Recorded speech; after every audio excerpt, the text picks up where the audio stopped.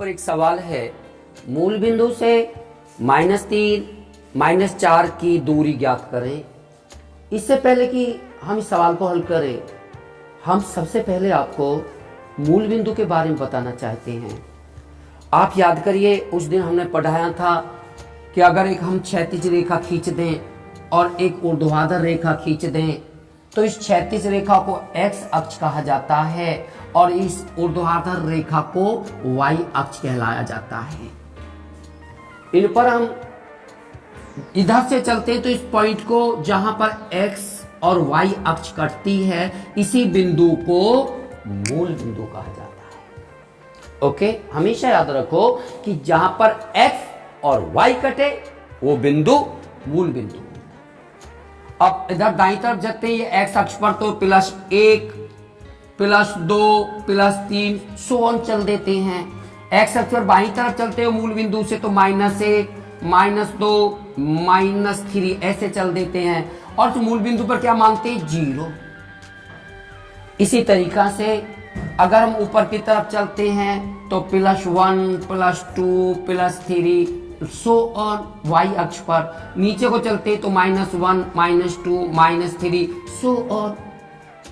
आप समझ गए कि जहां पर दोनों अक्ष कटते हैं वहां पर x, अगर इस मूल बिंदु का हम x और y मान लेते हैं निर्देशांक इसका, तो यहां x भी 0 है और y भी 0 है। ओके, x क्या होता है, भुज कहलाता है और y कोटि कहलाता है। ओके, तो सीधा सा समझ में आ गया कि कहीं भी मूल बिंदु कहे तो आप किसी से उसके निर्देशांक पूछने की जरूरत नहीं है। मूल बिंदु के निर्देशांक होते हैं 0,0। इसका मतलब x बराबर 0 और y बराबर 0। एम आई राइट? अब कहता है मूल बिंदु से, तो मान लीजिए मूल बिंदु है और मूल बिंदु के निर्देशांक कितने होते हैं, 0,0 और दूसरा बिंदु यहां पर है ये -3, -4। इस मूल बिंदु से इस बिंदु की दूरी बतानी है, ये दूरी बतानी है। ओके, तो इन दोनों के बीच की दूरी ज्ञात करने के लिए वही सूत्र लगा लीजिए जो आपको बताया गया है। वो सूत्र याद होना चाहिए। और क्या है सूत्र, दूरी बराबर वर्गमूल x1 - x2 का whole square plus y1 - y2 का होल स्क्वायर। तो बच्चों आप देखेंगे दूरी बराबर लिख सकते हैं। इस सूत्र में ये सब चीजें पता होना चाहिए। x1 का मतलब जो पहला बिंदु है उसका ये x, यानी ये भुज, ये कोटि। भुज को x से व्यक्त करते हैं, कोटि को y से। पहला जो अंक होता है वो भुज x होता है, दूसरा अंक y कोटि होता है। और x2 का मतलब दूसरे बिंदु का भुज। इसी तरीका से y1 पहले बिंदु का कोटि और y2 का मतलब दूसरे बिंदु का कोटि। आप यहां से समझ गए हैं कि x1 बराबर 0, y1 बराबर 0, x2 बराबर -3 और x1 बराबर y2 बराबर -4। x1 y1 x2 y2 इनके मान यहां पर रख दीजिए तो दोनों बिंदुओं की दूरी ज्ञात हो जाएगी। तो आप करें वर्गमूल, आप बोलेंगे x1 कितना है, 0 माइनस x2 कितना है। अब माइनस है, पहले से ऑलरेडी माइनस है तो आप कोष्टक लगा के लिखें -3। ओके, x2 का वैल्यू इस सारे का होल वर्ग कर दें। इसके बाद प्लस, आप देखिए y1 कितना है, 0 हो गया।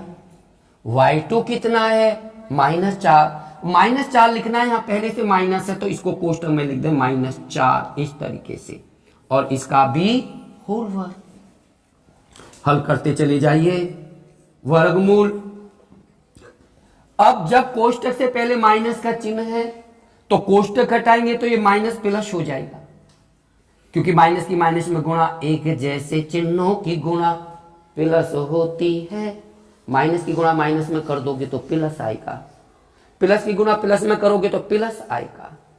Always keep this point in your mind कि एक जैसे चिन्हों की गुणा प्लस होती है और अलग अलग चिन्हों की गुणा माइनस होती है। अगर प्लस की गुणा माइनस में करोगे तो माइनस आएगा, अगर माइनस में प्लस की गुणा करोगे तो माइनस आएगा। बस एक कॉन्सेप्ट दिमाग में रख लीजिएगा कि अलग अलग चिन्हों की गुणा माइनस होती है और एक जैसे चिन्हों की गुणा प्लस होती है। तो आप गुणा भी मान सकते हो, माइनस माइनस की गुणा करी तो प्लस, तो 3 पे घात प्लस। ओके, ये +3 हो गया, घात 2 है ये। इसके बाद यहां क्या बचा है, माइनस माइनस की गुणा +4, या ये याद रख लीजिए कोष्टक से पहले माइनस का चिन्ह है तो कोष्टक हटाने पर कोष्टक के अंदर के चिन्ह बदल जाते हैं। तो ये +4 हो गया और इस पे घात 2। प्लस के चिन्ह को कभी लिखा नहीं जाता और जिस संख्या में कोई चिन्ह नहीं होता उसको हम प्लस मानते हैं। आगे चलिएगा, वर्गमूल 3 पे घात 2 का मतलब 3 दूनी 6 नहीं करना, 3 पे घात 2 का मतलब 3 की 3 में 2 बार गुना, 1 2, प्लस 4 पे घात 2 का मतलब 4 गुना 4, यानी 4 की 4 में 2 बार गुना। अगर 4 पे घात 5 होता तो इसका मतलब होता कि 4 की 4 में 5 बार गुना, 4 गुना 4 गुना 4 गुना 4 गुना 4। So like this. अब आप इसे हल कर दीजिए, बराबर वर्गमूल 3 तिया 9 जमा गुणा की चीज पहले हल करेंगे, ये नहीं कभी 3 4 7 जोड़ दो, ये बोर्ड मास का नियम कहता है। और 4 चौक 16। अब देखा आपने दूरी कितनी आ रही है, आप देखे कि 9 16 को जोड़ोगे तो वर्गमूल 25 हो गया, और 25 का वर्गमूल लेंगे तो कितना होगा, 5 होगा। 5 पंजे आप जोड़ा बनाएंगे, 5 पंजे 25, वर्गमूल में 2 का जोड़ा निकालकर 1 निकाल दीजिए तो दूरी बराबर 5 आ गया। अब कोई ना तो सेंटीमीटर दिया दूरी का मात्रक यहां, ना मीटर वगैरह दिया, कुछ नहीं दिया। ऐसी स्थिति में यह भी छोड़ देना गलत है। यहां पर दूरी बराबर 5 इकाई लिख दो, फिर कुछ भी नहीं दिया है तो आप कह सकते हैं 5 इकाई दूरी होगी इन मूल बिंदु से -3 -4 बिंदु तक की दूरी। किससे, मूल बिंदु से। तो आपसे फिर पूछना चाहूंगा कि मूल बिंदु के निर्देशांक क्या होते हैं, 0, 0। Thank you so much.